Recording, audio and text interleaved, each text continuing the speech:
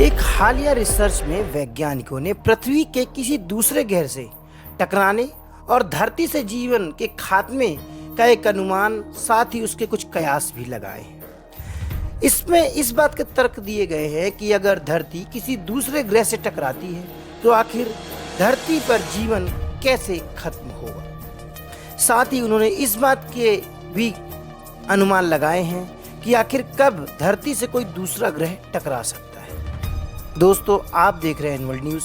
कृपया हमारे चैनल को सब्सक्राइब, ज्वाइन और शेयर जरूर करें। तो आइए चलते हैं एक हालिया रिसर्च की ओर, जिसमें वैज्ञानिकों ने पृथ्वी पर किसी दूसरे ग्रह की टकराने की संभावनाओं पर नजर डाला है। साथ ही उन्होंने कुछ अनुमान भी लगाए हैं कि अगर पृथ्वी से कोई दूसरा ग्रह टकराता है तो किस तरह की इवेंट्स यानी किस तरह की परिस्थितियां बनेंगी पृथ्वी पर, जिसके कारण समूचा जीवन खत्म हो सकता है।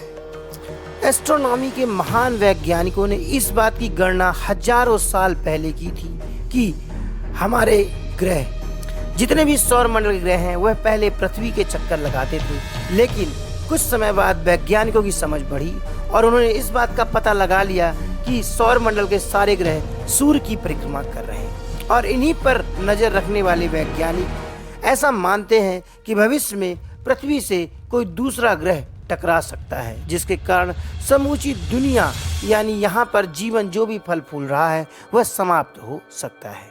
गुरुत्वाकर्षण के नियमों के आधार पर हमारा पूरा सौरमंडल यानी सोलर सिस्टम एक दूसरे के ग्रहों के गुरुत्वाकर्षण के कारण बंधा हुआ है।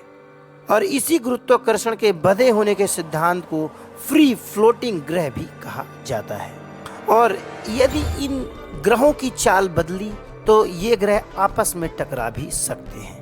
और अगर पृथ्वी से कोई दूसरा ग्रह सीधी टक्कर करता है तो पृथ्वी को नष्ट भी कर सकता है। इस टक्कर से हमारी पृथ्वी की कक्षा से बाहर जा सकती है।